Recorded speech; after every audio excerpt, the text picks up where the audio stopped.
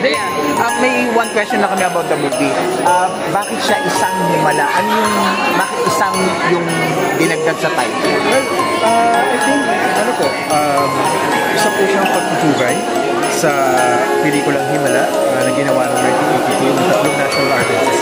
Si Ishmael, Direk Ishmael Bernal, written by Sir Ricky Williams. And of course, nothing was to replace the step of it. It's one of the most timeless, most significant films of Philippine cinema. Parang may isang pagtutugay na it is giving me to that film. So we wanted to honor the English version but also at the same time honor yung stage version na Vince Levy at acting title po is The Life of Music. Kaya doon po lang galing yung isa. Direct stellar scene yung last. Yung binasag, yung palayok na binasag na hindi na nabasa. May continuation ba to? Well, actually, for this film, hindi ko po alam. Pero I hope, pinagalingan ko na yung channel yun. Part talaga siya na 1982. Yeah, meron po talagang Based on tradition. Based on tradition po yun. Initially, nasa pelikula po yun. Pero nung inedita po natin, medyo naramdaman namin na hindi siya swak dun sa tempo ng pelikula. Yes. But we still wanted it here. Of course, kasi napaka-fresh na eksena. And of course, it stars Kita Raquel de Vicente, who was the production designer of Himala. So we put it in as a parabolic one of the treasures. Yung sabihin yun is mas maraming susunod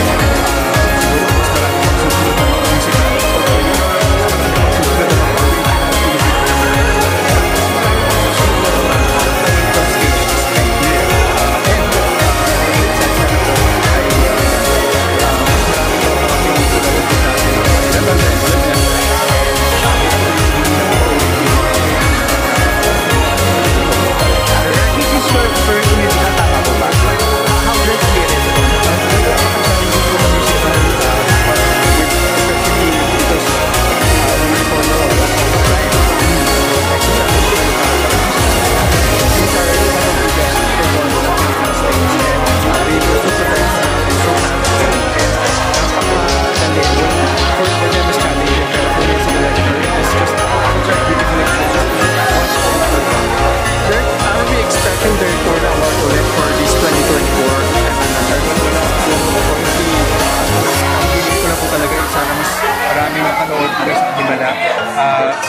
masabi ko kasi dahil musical po kami and wala kaming box office stars ay konti lang talaga ang sinehan namin. Pero hopefully with this support, with the reaction, people and with word of mouth, sana mas marami ang makapanood. Sana mas maraming sinehan ang magpalabas ng isang Himala. Yan talaga lang ang feeling ko. Kanina nalaman namin 15 cinemas, ngayon 30, tapos kanina may nag-confirm 31.